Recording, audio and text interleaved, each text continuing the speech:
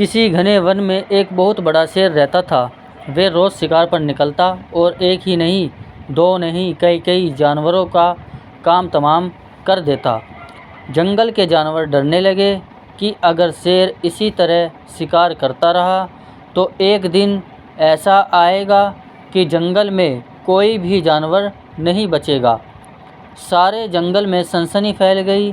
शेर को रोकने के लिए कोई न कोई उपाय करना जरूरी था।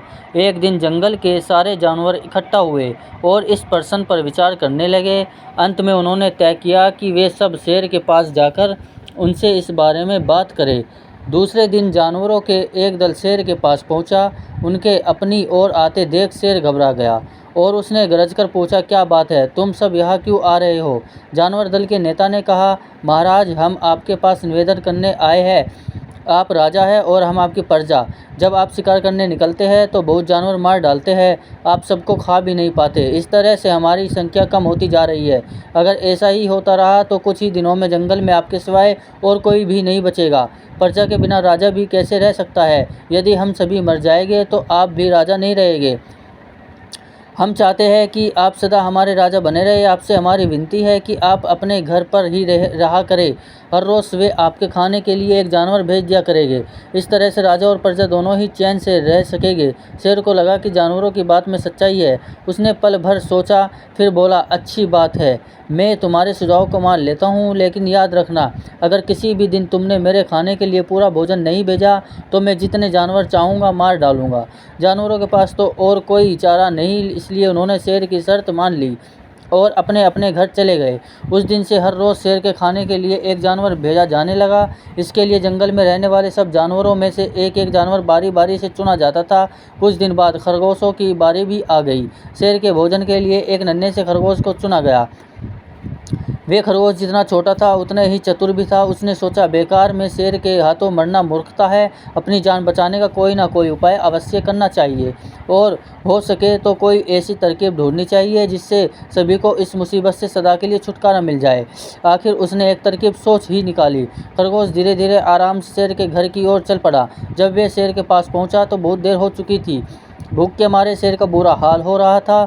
जब उसने सिर्फ एक छोटे से खरगोश को अपनी ओर आते देखा तो गुस्से से बौखला उठा और गरज कर बोला, किसने तुम्हें भेजा है? एक तो पिद्दी जैसे हो, दूसरे इतनी देर से आ रहे हो। जिन बेवकूफ़ों ने तुम्हें भेजा है मैं उन सबको ठीक करूंगा। एक एक का काम तमाम ना किया तो मेरा नाम भी शेर नहीं। नन्हे खरगोश ने आदर से ज़मीन तक झुककर, महाराज, अगर आप कृपा करके मेरी बात सुन ले तो मुझे या और जानवरों को दोष नहीं देंगे। वे तो जानते थे कि एक छोटा सा खरगोश आपके भोजन के लिए पूरा नहीं पड़ेगा, इसलिए उन्होंने 6 खरगोश भेजे थे, लेकिन रास्ते में हमें एक और शेर मिल गया।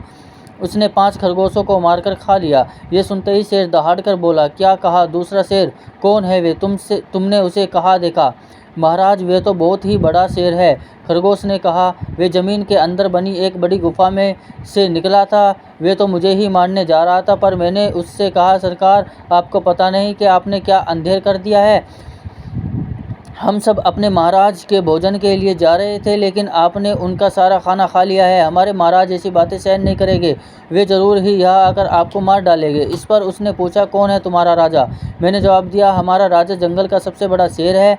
महाराज मेरे ऐसे कहते ही वे गुस्से से लाल पीला होकर बोला, बेवकूफ़, इस जंगल का राजा सिर्फ मैं हूँ। यह सब जानवर मेरी प्रजा है। मैं उनके साथ जैसा चाहूँ वैसा कर सकता हूँ। जिस मूर्ख को अब तुम अपना राजा कहते हो, उस चोर को मेरे सामने हाजिर करो, मैं उसे बताऊँगा कि असली राजा कौन है। महाराज, इतना कहकर उस शेर ने आपको लिवाने के लिए मुझे यहाँ भेज दिया। खरगोश की बात सुनकर शेर को बड़ा गुस्सा आया और वे बार बार गरजने लगा। उसकी भयानक गरज से सारा जंगल दहलने लगा। मुझे फ़ौरन उस मूर्ख का पता बताओ। शेर ने दहाड़ कर कहा, जब तक मैं उसे जान से न मार दूंगा मुझे चैन नहीं मिलेगा। बहुत अच्छा महाराज, खरगोश ने कहा, मौत ही उस दृष्ट की सज़ा है। अगर मैं और बड़ा और मजबूत होता तो मैं खुद ही उसके टुकड़े टुकड़े कर देता। चलो रास्ता दिखाओ। शेर ने कहा, फ़ौरन बताओ किधर चलना है। इधर आइए महाराज। इधर खरगोश रास्ता दिखाते हुए शेर को एक कुएं के पास ले गया और बोला, महाराज, वे दुष्ट शेर ज़मीन के नीचे किले में रहता है, ज़रा सावधान रहिएगा। किले में छुपा दुश्मन खतरनाक होता है, मैं उससे निपट लूँगा। शेर ने कहा, तुम ये बताओ कि वे है कहाँ? पहले जब मैंने उसे देखा था तब तो वे यही बाहर खड़ा था। लगता है आपको आता देखकर वे किले में घुस गया।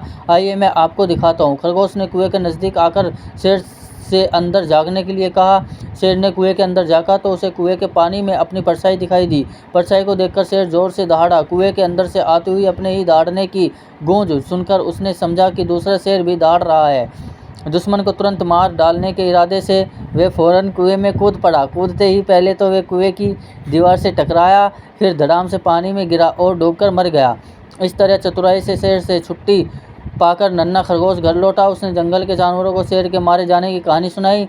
दुश्मन के मारे जाने की खबर से सारे जंगल में खुशी फैल गई। जंगल के सभी जानवर खरगोश की जय जयकार करने लगे।